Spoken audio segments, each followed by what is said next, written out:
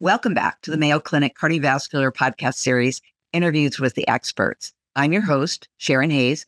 I'm a non-invasive cardiologist and Vice Chair of Faculty Development and Academic Advancement for the Department of Cardiovascular Medicine here in Rochester, Minnesota. Today, I'm joined by Dr. Jacob Jentzer, Jake, who is Assistant Professor of Medicine and Chair and Director of the CICU Research here at Mayo Clinic in Rochester. And that's where he spends most of his clinical time in the cardiac ICU. So today, a fitting topic, recognizing shock, cardiogenic shock.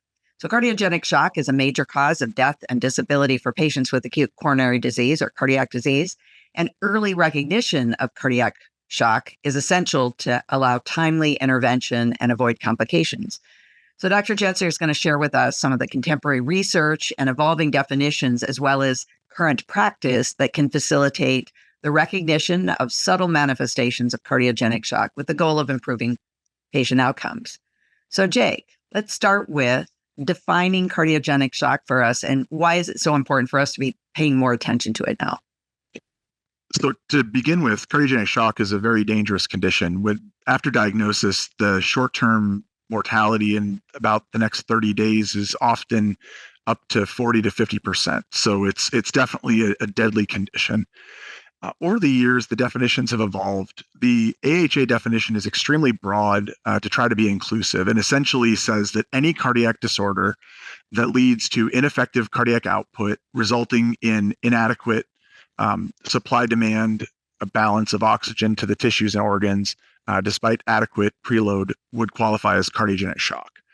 There's a lot of hemodynamic definitions that are very nuanced, and I think we've come to recognize that those are overly restrictive. And there's a lot of patients out there who have early or mild forms of cardiogenic shock that are still at substantial risk, but don't meet those classic definitions. So it's under-recognized, and now the definitions, and I'm assuming you're going to share with us some evidence about why finding it out early is better for our patients. But what are some of these common manifestations of cardiogenic shock that we should be looking out for? So when I think of cardiogenic shock, I try to think of the cardinal manifestations that are shared by all forms of shock. And then once I recognize that shock is present, then I try to think about, is it cardiogenic or could it be a different etiology like sepsis? So the cardinal manifestations of shock all depend on recognizing tissue and organ hypoperfusion. And there's both clinical findings as well as laboratory findings that help pin that down. From a clinical standpoint, some of the world's experts in shock have summarized it very, very nicely. You can look at the brain and see evidence of mental confusion or depressed mental status. You can look at the skin and see evidence of delayed capillary refill or even mottling and libido in some extreme cases. And you can look at the kidneys and see impaired kidney function or specifically low urine output. From a lab standpoint, there's a lot of different end organ manifestations that can be seen throughout the course of shock. I mentioned kidney manifestations, elevated kidney biomarkers, BU and creatinine.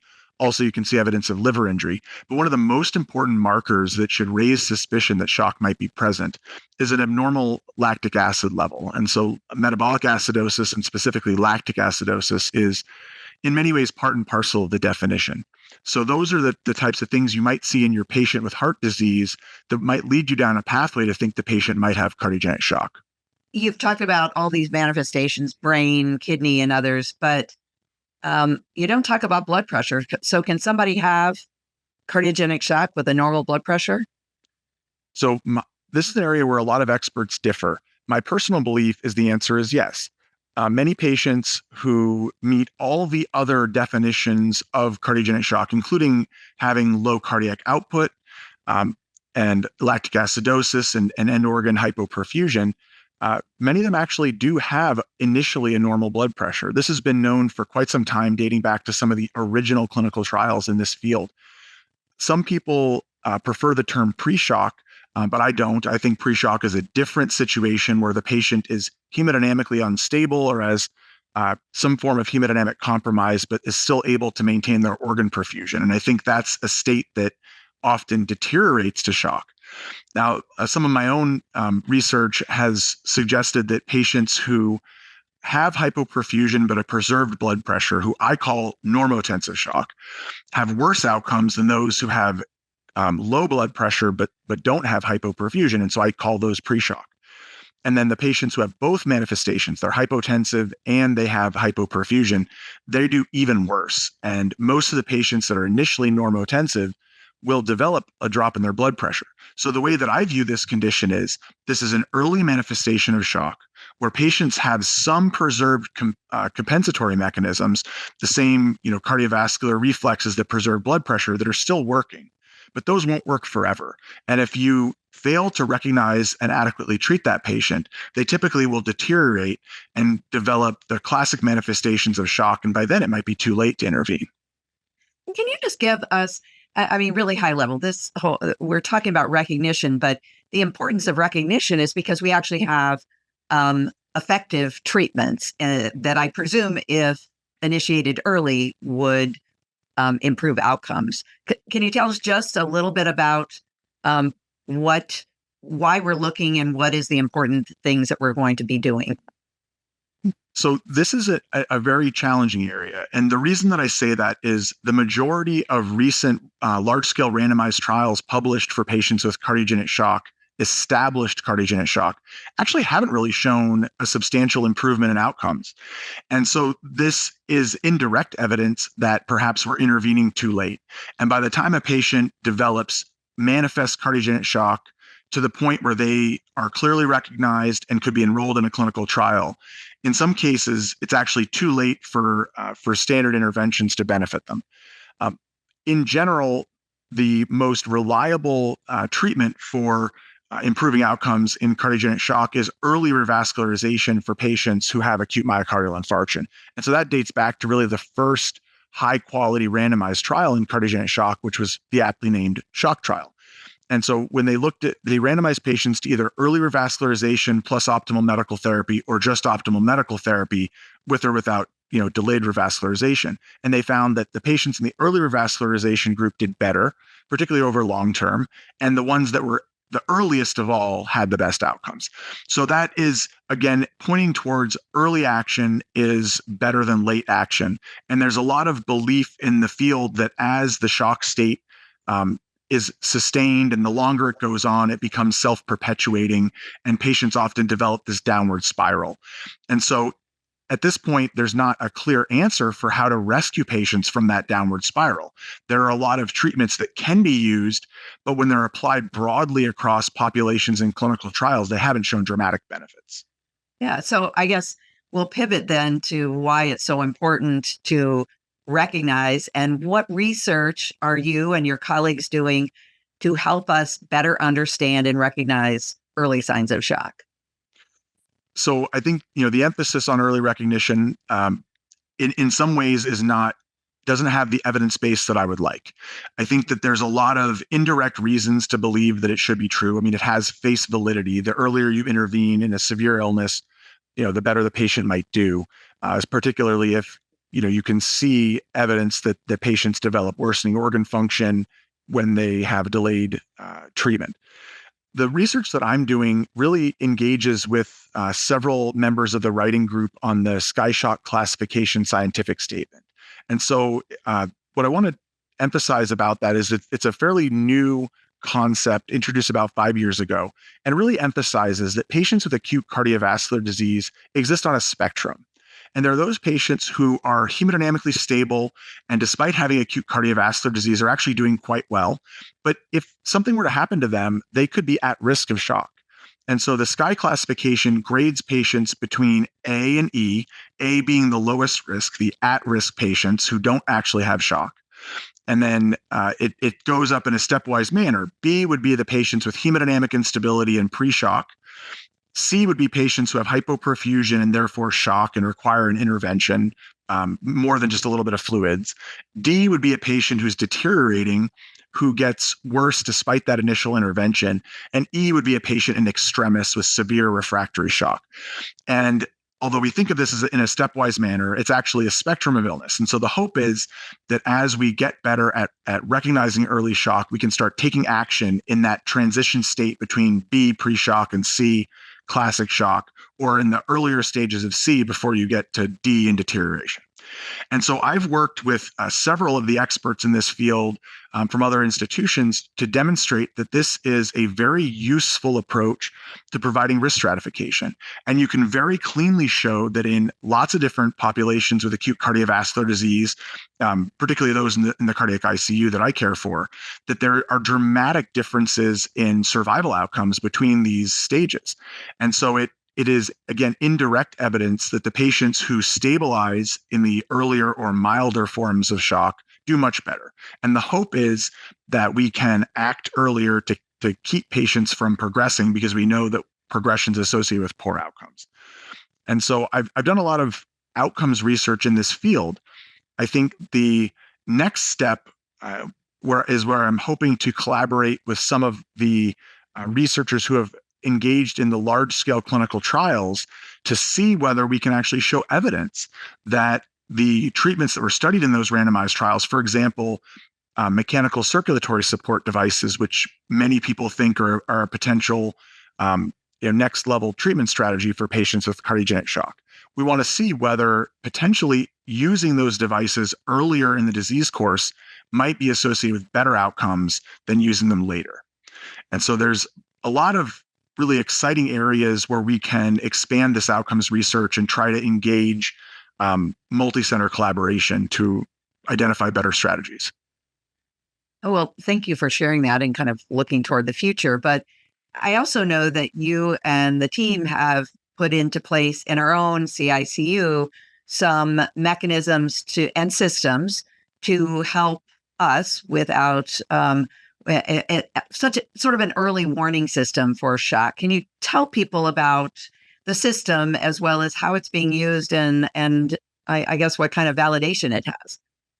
Yeah, this is something I'm really excited about.